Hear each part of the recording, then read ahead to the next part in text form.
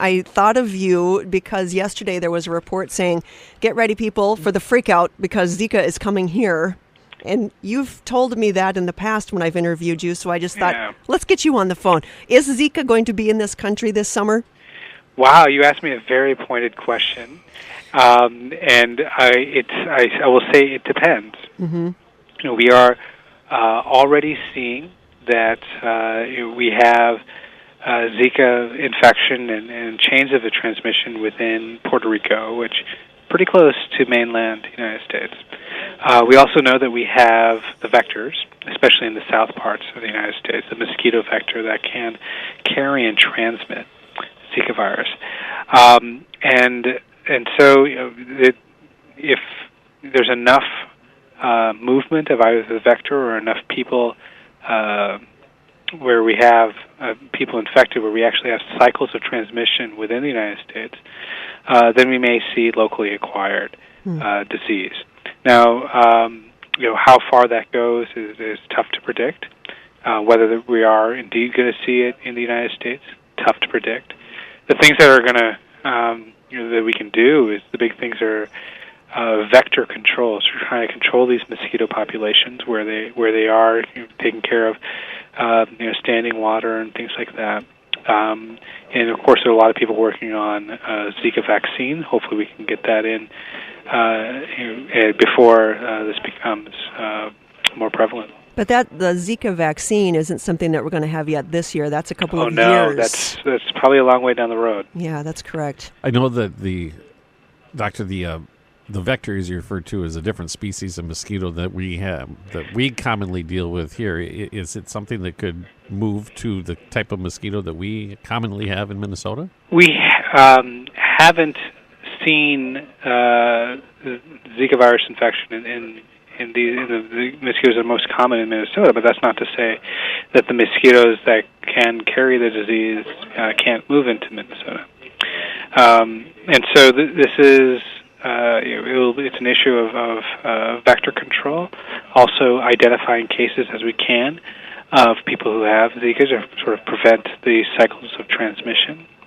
And in the long run, hopefully we can develop a vaccine, but that's a very long run.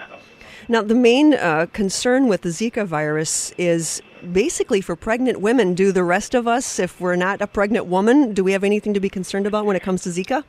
Yeah, the real impact that we're looking at is causing microcephaly, and that's a kind of birth defect in newborns. And that is if the mother gets infected at some point during pregnancy. And we know that the virus in a woman lasts, maybe a week or so. And however, we also know that the virus in semen is actually very concentrated. There's a high amount, about 600,000 times more virus in the semen than it is in the blood. Wow. And it can last for up to 2 months. And so the CDC guidance that has come out is that if a man has become infected, either proven or has had symptoms very consistent with Zika virus with appropriate epidemiologic sort of travel, that sort of thing, that they not try to have a child until 6 months after that potential exposure. Because we know that the virus can last so long in the semen. And so it's not just pregnant women. Mm-hmm. So really anyone who's thinking about having a family or expanding their family or starting one. We're speaking with Dr. Pritish Tosh from Infectious Diseases here at Mayo Clinic. I know earlier this week that there were some hearings that took place in Washington and some statements made by federal officials that there are some adult cognitive issues that might be associated with this as well. Have you heard anything like that? Yes. So there's things that have come up about, say, Guillain-Barré syndrome, which can be, if you will, an inflammatory paralysis that would require good supportive care until it wears off. That's still pretty rare. And even if there appears to be an association with Zika virus, but I'm going to spitball some numbers here, but even if it goes from 1 in a million to 5 in a million, it's still a fairly rare occurrence, but the issue of the microcephaly, that seems to be a little bit higher occurrence, although the true risk, the absolute risk, is still not known. We know that there's an association between Zika virus infection and microcephaly, but we don't know, if a woman travels to a Zika virus area, what are the chances that they're going to be infected, and if they get infected, what are the chances that it's going to cause microcephaly that wouldn't otherwise be caused? And so that risk is still not known, and we're still working on that. Okay, if the person were to contract the illness, what kind of symptoms would they have as outside of the horrifying effects that you're talking about otherwise? Right. Usually it's a fever and some general pains as well as a rash. And so that's and it can last 5 days or so, and usually goes away on its own.